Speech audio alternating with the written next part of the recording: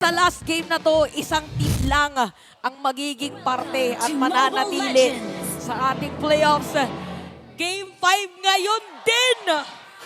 Yan ang pinaka-asam-asam ng ating mga on-site viewers. Pakinggan nyo ang kanilang mga sigaw. Litong-lito na yung eardrums ko, be. Ako din.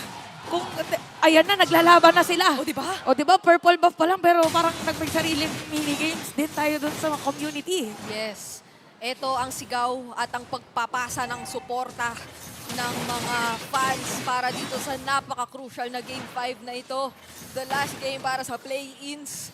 At umabot tayo sa puntong Game 5 talaga bago matapos ang araw. Oo, kasi alam natin na yung puso ng mga manlalarong na papanood natin ngayon ay yung hindi ready sumuko. Yes. Dahil ang tagal nila itong pinangarap, isang buong season or pre-regular season natin na talaga nag-training, nag-google ng oras at ang daming nakasuporta sa dalawang teams na to. So ayaw nilang biguin ang kanilang mga sarili, ayaw nilang biguin lahat ng mga nakasuporta sa kanila. Yep.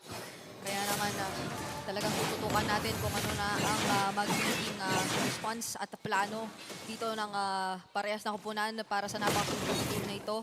Yung na-observe natin so far ay medyo pumapabor sa Suyu. Ang mga nagiging laban. Parang Suyu wins games, no? Oo, primarily because siguro, lalo pagka nasa objectives, hindi mo option na talagang magpabayaan na lang. Pero mukhang gusto ipalag talaga dito ni Demon Kai. Spear of Alpha papasok kay JP. Kaso alam mo ka mapaparusahan dito ng Team Liquid Philippines. Sa kanila mapupunta ang first blood para sa labang to. Oh, gamit na gamit dito yung Raging, Quick Sun Guard. Yep. Quick Sun Guard na. Ang tagal kasi nating hindi napanood si Khalid. Parang nakailang games tayo ngayong araw na walang Khalid. Oh, sino bang mag-akala na nag-shift tayo ng sobra pagdating sa mga priorities natin dahil nga meron isang hero na naging available na or pwede na madraft. Pero teka lang, sabi na ng pagpasok at pagsugod dito pero magandang counter set with the penalty goal mula kay Edward. Pero nandito na rin yung Raging Sandstorm at si Demon Kite. Mukhang mabibigyan mo naman muli pero si Carl Dizzy din. Siyang magiging kapalit para sa Team Liquid. Sanford masusurvive niya ba ito? Mukhang hindi. At dalawa ang makukuha doon ng Aurora MLBB. Okay, so parang ito yung nangyari kanina nung game number 4 natin na nakakuha ng turtle yung isang team pero natalo sila pagdating sa team fight. Dumadating na naman tayo dun sa point na parang as much as possible. Kung nandun ka na, gusto mo parang meron ka makuha. Yep. Kahit papaano at parang medyo mapaliit yung kalamangan. Pwede nga lang, sobrang hindi ko matansya kung ano nga ba talaga ang sino bang may momentum sa dalawang teams natin. Kung pwede lang na hindi na mag-cast at manood na lang tayong dalawa. Oh, sabi nga ng Infinix Team Tambayan kanina, itapo na muna natin mga analysis. Manood na muna tayo. And speaking of manood, andito natin si JP na niliparan ng dalawa. And going back, ito talaga yung mga labang kung pwede lang makiupo at makisigaw doon sa mga sumisigaw. Pero syempre... Sisigaw din tayo, makikinood din tayo eh. Sisigaw din naman pala tayo dito. Tsaka ito yung mga laban na nagsimula ka, iniisip mo, dinner mo. Ay, tama. Matatapos ka, iisipin mo kung anong midnight snack mo. Dinner pa ba? 10:05 na. Lagpas na eh. Shoutout sa mga babiyahe. Yes. May bus pa ba? Mag-ingat kasi sa lahat ng mga babiyahe pa dyan. At parang isa pa sa mga observe natin yung biyahe din ng Team Liquid, madalas lagi na kay Joven eh. Oh, parang siya talaga yung pinupuntahan eh, no? Kasi alam din nila yung capabilities ni Domeng as a gold laner and at the same time parang may chance na kasi na maging unstoppable yung kanyang Harith pagka napigilan. So, maingat na naman ang mga maglalaro at gamit na naman ang mga brushes. Yes, sa nakita at nasaksihan lang natin kanina, if any, parang kampante lang talaga ang Team Liquid dito sa huling hero na pinik nila kasi hindi lang nito nasasagot yung mga potential na agresibong pagpasok na gagawin ni Demon kahit even yung mga gagawin ng pagsayaw ni Domeng kapag kami magandang latag na may babago dito etong si Sanji. Pero speaking of, sino ang mauunang maglatag dito ng setup sa Aurora at sa TLPA kasi pareho nilang ginagalawa ng 13 objective. Wala nga pasok yung Aurora by the way. Lumipad na naman at magkakaroon ng kuhang turtle para kay Domeng. Teka lang, si JP dito mag-saan guard pero hanggang saan dito dadalhin dahil merong penalty zone na humula kay Edward, makakasama siya dito sa baba at nandun na naman yung mga infernal version mula kay Sanford pero makakapusin siya para matumpay si Demon Kite pero may flicker mula kay Sanji and naman sa kabila, even Pedicuty is going to fall! Hindi pa tapos yung laban natin. Si Sanji dito ay skateboard laban sa maso ni Edward. Meron naman passive. Merong passive. Okay, nalito na ako. Si Yumi pa rin Aurora pero Sanji is gonna be down. So, medyo wipe out na pwedeng tawagin. Yun ang nangyari yun. Medyo natagal lang ang pagkakakill against Sanji.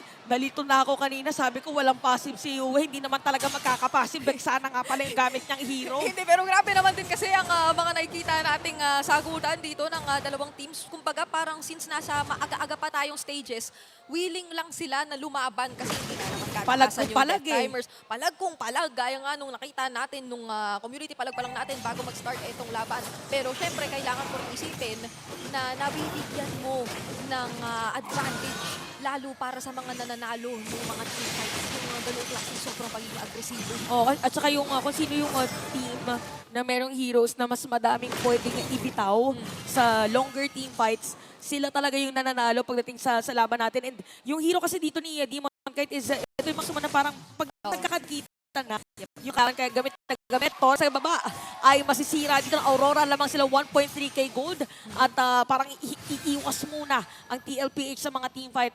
Gold check, lamang ng very minimal dito si Carteezy versus kay Demon Kite, pero lamang si Domeng versus Benny Cutie. Yep, and yung threat ni Domeng ay unti-unti na rin nating nararamdaman. Nagbi-build up na siya dito sa nagiging laban. To think na ito ay isang flicker Harit, so pwede talagang maging sobrang aggressive. Biglang ano no? Oo, yung Harit dito Flicker ni ka, Domeng. tapos summon force para shoot dun sa nasa likod. Paano ba yung shoot? Shoot mo talaga kung sino target mo. Ito naman, ang biggest target ng ating dalawang teams is gonna be the Turtle na sinisimulan ngayon ng Aurora. Parang na-zone at mga players ginamit na yung Flicker penalty zone. Laban kay Sanjit, merong lilipad. Gusto talaga nila na ilaban ito kahit pa sa purple buff at nandun din yung bagsak ng Eternal Guard. Mapapalayo na lang muna ang mga membro ng Team Liquid Philippines. Hindi na rin muna magko-contest dun sa objective for the first time in the early stages. Hindi ganoon katapang kung sino man ang may hawak ng suyo. At nararamdaman mo na rin yung true damage dito ni Demon Kite. Talagang dinikitan si JP nung mga moment na yun. And even yung Torres sa may gitna ay masisira na rin. So unti-unti inangat-ngat ng Aurora yung mapa dito na TLPH at unti-unti ding lumalaki ang kanilang kalamangan. Yep. Hinihintay lang din ng Aurora ito. Hindi nila sobrang in-overextend yung kanilang mga sarili. Hawak na nila yung kalamangan. This is a 2K gold lead. And ito yung sitwasyon ng isang alpha na kahit pa parang ang daming pwedeng maging magandang sagot sa kanya, ay hindi nahahanapan pa ng way ng Team Liquid na gamitin yun ng tama. Sobrang gana ng Alpha, no? Dun sa, kung meron kang katapat na magkakadikit talaga. Kasi yung passive niya din talaga, ayan na yung sinasabi natin, nagngangat-ngat. So parang nag-iba naman ngayon. Kung kanina, more on T-fight ang gusto ng Aurora, Yeah. more on turtle turret. Nalito na lang talaga. Pati turtle din. Tapos turtle din. Oo. Kasi nakuha nila yung dalawang turtle. So anyway, tingnan natin kung magkakaroon ng setup play from TLPH. Probably ganun yung inaantay nila. No? Pero parang mahirap din. Kay JB pala na pumasok anytime. Oo. Because of the deadly grasp Yes. Yung, dito ni Yue. yung presence dito ni Yue ay napakalaki nung nagiging impact. Kasi actually, dalawa sila na magandang pwedeng maging response for yung mga setups na gagawin ng Team Liquid. If not yung consistently nagiging maganda na counter penalty zone dito ni Edward, yung knock-up nung Eternal Guard talaga yung medyo parang nag-aalis doon sa nagiging parang gustong panindigan na laban ng Team Liquid Philippines kasi nakaka-cancel out talaga sila, nai-interrupt sila and nadi-displace din in a sense kasi ang daming pasugod lang na members ng Aurora lagi. Kapag naging successful na sila once, hindi na sila manghihinayang. Susugod na lang din sila at lalaban. Diretso na lang sila. So yung parang yung nagiging din dito is napipil kasi with the guiding wind, with the circling eagle. So makikita natin ngayon na kinukuha yung Lord. Sino nga ba talaga makakapag-secure? Pero mga players from the side of TLPH na magta-try na makasilip. Pero maso-zone out sila successfully and Aurora will secure the Lord. Unang Lord para sa ating laban. Yung minion waves sa may bottom lane na mag-flow dito ni Benny Cutie. Probably masisira din nung tatlong minion. Kailangan talagang kumuha muna ng paunti-unting trades dito ng Team Liquid Philippines. Hindi sila binibigyan ng access ng Aurora MLBB at all doon sa mga ganoong klase ng objectives. Alam din naman nila yung threat ng isang suyo kahit anong mangyari, kahit na hawak-hawak nila ng ganito yung kalamangan. So, props talaga sa Aurora sa kanilang ginagawa ngayon kasi napakarami nilang nako-cover na entry points para sa Team Liquid. If not for the penalty zone, again, yung Eternal Guard. So, etong Lord na to panigurado maximize na naman ng Aurora. Oh, meron silang parang dalawang taga-front, yung Eternal Guard tsaka yung Lord, if ever. So yung gitnang Tori yata ang gustong kuhanin dito ng Aurora at nagkukumpulan ng mga players ng TLPH. Again, sa mga gantong game 5 moments, nasa play-ins ka pa, napakalaking factor ng pressure. Yes. At para sa Aurora, sila yung nang pe-pressure sa kalaban nila. At dagdag pressure pa dyan ay yung level 1 Lord na kailangang depensahan ng TLPH. Kailangan nilang ilaban Yep. yung kanilang pangarap Oo. for the playoffs. Hindi pwedeng masyadong magdikit-dikit din. Napakaraming pwedeng i-maximize dito ng Aurora MLBB kung ikaw ang nasa lineup nila. And successfully naman, madedefend dito yung level 1 na Lord.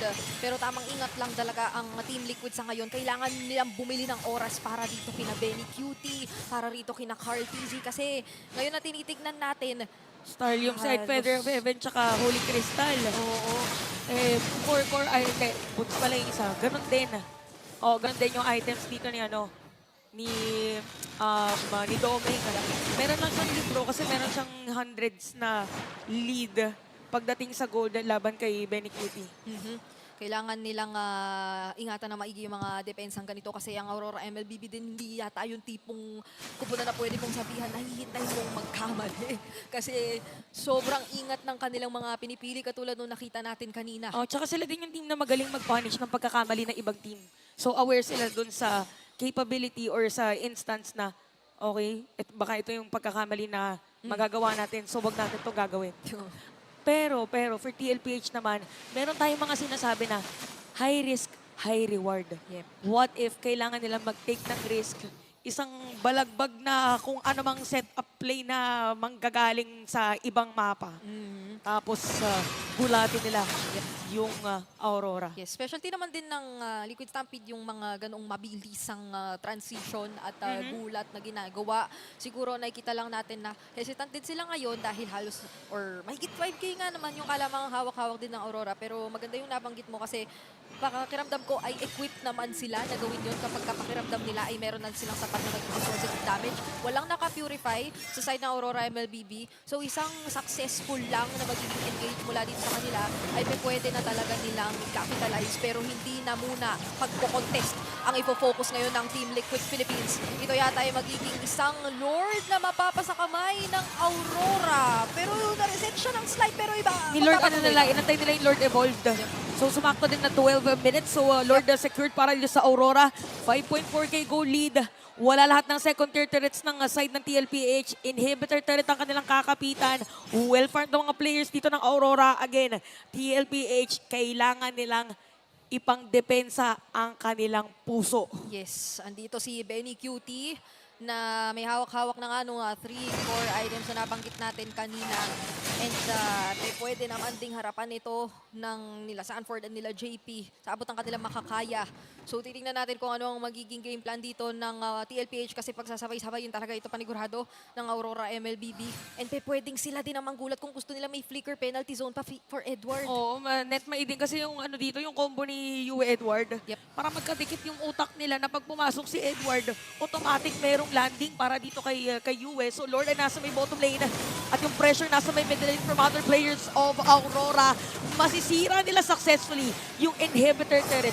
Unti-unting kumakatok ang Aurora dito sa dinedepensahan ng TLPH at may minion wave pa sila sa gitna. Kumakatok na sila sa base ng ating defending champions. Pero gusto depensahan ng Team Liquid. Etong base or inhibitor turret nila. Pumasok na nga doon si Edward. Pero si Sanji, medyo mahahanap yata siya doon sa bandang lingkurad. Quicksandor, ginamit na rin dito ni JP. At mukhang makukuha na kayo dalawang inhibitor turrets. Wala na rin yung Pride of Ice. Para ay Sanji, mapapatok pa siya ni Doming. -1 para sa Cavalry. At magtutuon ng pansin ang Aurora doon sa isang mga inhibitor turret. Okay, naantay nila yung minion wave sa may middle lane pero mayroong kalahating buhay. Ay, sakit na ni Doming! Nararamdaman natin damage si Doming at bigla na wala na si JP dun sa may bandang gilid. At mukhang ito na yata inaantay nila! Gusto na lang depensa nito ng Team